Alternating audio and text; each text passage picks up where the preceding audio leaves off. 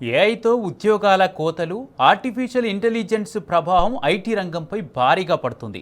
కంపెనీలు ఖర్చులు తగ్గించే దిశగా అడుగులు వేస్తూ ఉద్యోగుల కోతలు రోజురోజుకు పెరుగుతున్నాయి. ఏఐ సంబంధిత అంశాలతో పలు ఐటీ కంపెనీలే లే ఆఫ్స్ ప్రకటిస్తున్నాయి. దీంతో ఆయా కంపెనీలపై ఆధారపడిన ఉద్యోగులు, వారి కుటుంబాలు రోడ్డున పడుతున్నాయి.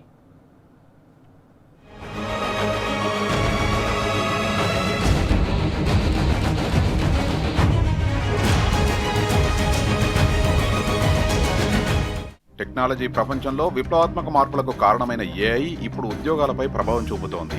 ముఖ్యంగా ఐటీ రంగంలో ఉద్యోగుల కోతలు ఆందోళన కలిగిస్తున్నాయి.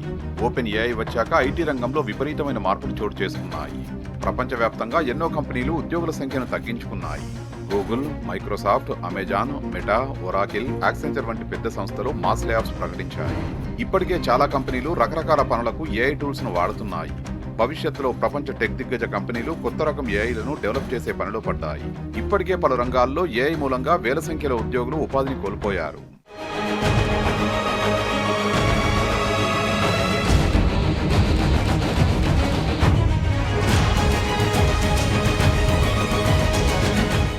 ఐటీ రంగంలో లే ఆఫ్స్ పై ఉద్యోగులు ఆందోళన వ్యక్తం చేస్తున్నారు.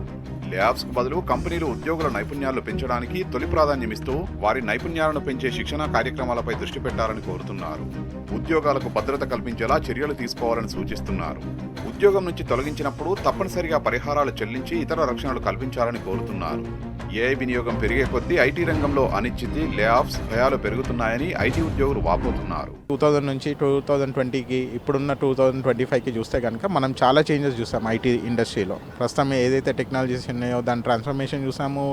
యాప్స్ వచ్చాయి, మొబైల్ యాప్స్ వచ్చాయి, టెక్నాలజీస్ మారుతూ ఉన్నాయి, మన డివైజెస్ మారుతున్నాయి, ఐఓటీ డివైజెస్ వచ్చాయి, వైఫై ఎనేబుల్మెంట్తో ఉన్న అలెక్సాస్ వచ్చాయి. సో ప్రతి ఒక్క దగ్గర ఆర్టిఫిషియల్ ఇంటెలిజెన్స్ అనేది కీ రోల్ ప్లే చేస్తుంది. యాక్సెంచర్ లాంటి పెద్ద కంపెనీలు చాలామందిని లే ఆఫ్ చేస్తున్నట్టు చూస్తున్నాము. దీనికి ప్రధాన కారణం ఏంటి అని అంటే ఏఐ వాడకం రాని సీనియర్ రిసోర్సెస్ పైన చాలా ప్రభావం ఉంది. ఇది మీరు కోడింగ్ చేసేటప్పుడు కానీ గూగుల్లో కానీ వేరే అదర్ సైట్లో సెర్చ్ చేస్తే అది తప్పుగా పరిగణించేవాళ్ళు. బట్ ఇప్పుడు ఎలా జరుగుతుంది అని అంటే మీకు వాడకం రాకుంటేనే, if you are not asking AI, you are not depending on AI, then it is becoming a fault or you are inefficient these days. ఇప్పుడున్న తరంలో ఏఐ అనేది రెవల్యూషన్ కాదు, ఇది ఒక సర్వైవల్ స్కిల్ లాగా మారిపోయింది. ఏఐ అనేది ఎలా తయారైంది అని అంటే ఏఐ మనుషులను రీప్లేస్ చేయడం కాదు, ఏఐ వచ్చిన మనుషులు ఏఐ రాని మనుషులను రీప్లేస్ చేయడం అనేది జరుగుతుంది. ఏఐపై పెట్టుబడి పెట్టేటప్పుడు ఉద్యోగుల రీస్కిల్లింగ్ పై కూడా దృష్టి సారించాలని కోరుతున్నారు. చివరి ప్రత్యామ్నాయంగా మాత్రమే లే ఆఫ్స్ ఎంచుకోవాలని కంపెనీలకు సూచించారు. లే ఆఫ్స్ కు సంబంధించి పని ప్రదేశాల్లో పక్కాగా నిబంధనలు అమలయ్యేలా చర్యలు తీసుకోవాలని అన్నారు.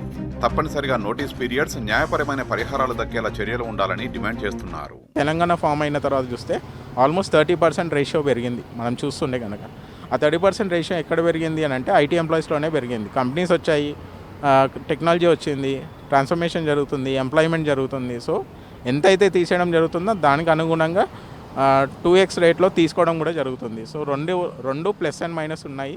సో దీన్ని భయపడాల్సిన అవసరం లేదు. టెక్నాలజీకి తగ్గట్టు మనం కూడా మైండ్ సెట్ని థింకింగ్ చేస్తే కనుక ప్రతి ఒక్కరం బాగుంటాం. సీనియర్ రిసోర్సెస్కి ఇచ్చే జీతాలు కావచ్చు, you are not capable, then AI కంటే నెమ్మదిగా పనిచేస్తున్న వాళ్ళపైన ప్రధానంగా ప్రభావం పడుతుంది. ఇప్పుడు మనం చాలా వింటున్నాము, ఏఐ రాలేదు అని చెప్పి, ఏఐ యూజ్ చేయట్లేదు అని చెప్పి చాలా సీనియర్ ఎంప్లాయీస్ని తీసేస్తున్నారు.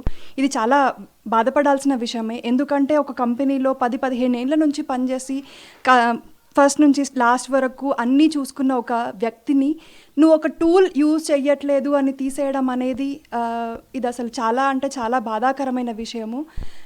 మనము ఏఐని నేర్చుకోవడము అనేది ఎంత ముఖ్యమో, ఏఐ మాత్రమే ఉంటే పనులు జరుగుతాయి అనేది మాత్రం ఖచ్చితంగా ఖండించాల్సిన విషయమే. ఐటీ రంగంలో ఏఐ విప్లవం వల్ల గతంలో వందలాది మంది పనిచేసే పనుల్ని ఇప్పుడు ఏఐ టూల్స్ తక్కువ సమయంలో పూర్తి చేస్తున్నాయి.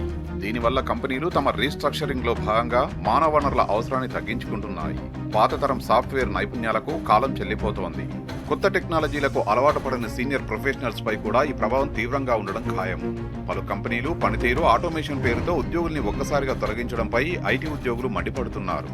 ఎటువంటి ముందస్తు సమాచారం లేకుండా మెయిల్ ద్వారా టర్మినేషన్ ఇవ్వడం అన్యాయమని ఆరోపిస్తున్నారు.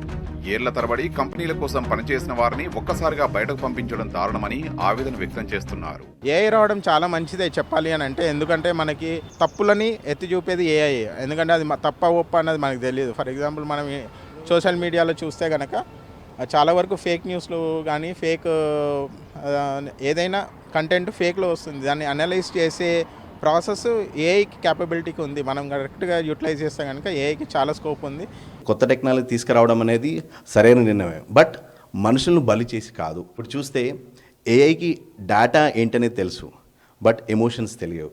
ఏ అనేది మంచిదే. ఎందుకు మంచిది అని అంటే, ఇప్పుడు ఒక పనిని ఒక డెవలపర్ కానీ ఒక మేనేజర్ కానీ ఒక వారం 10 రోజుల్లో చేయగలిగితే, ఇప్పుడు వచ్చిన ఏఐ టూల్స్ యూజ్ చేస్తే ఒక్క రోజులోనే అయిపోతుంది. కంపెనీ పరంగా చూసుకుంటే అది వాళ్ళకి లాభము. కాబట్టి సీనియర్స్ని తీసేయడము, అదంతా కాస్ట్ కటింగ్ అవన్నీ చేస్తున్నారు. ఉద్యోగ తొలగింపు సమయంలో తప్పనిసరి సెవరెన్స్ ప్యాకేజీ వంటి నిబంధనల్ని అమలు చేయాలని ఐటీ ఉద్యోగులు డిమాండ్ చేస్తున్నారు. భారీ తొలగింపుల విషయంలో కంపెనీల జవాబుదారీతనాన్ని నిర్ధారించాలని కోరుతున్నారు. ఏఐ రావటం మంచిదే కానీ ఉద్యోగాలు కోత విధించడం ఆందోళనకరంగా మారింది. ఒకవైపు ఏఐ ప్రభావం, మరోవైపు ఉద్యోగ భద్రతపై భయం.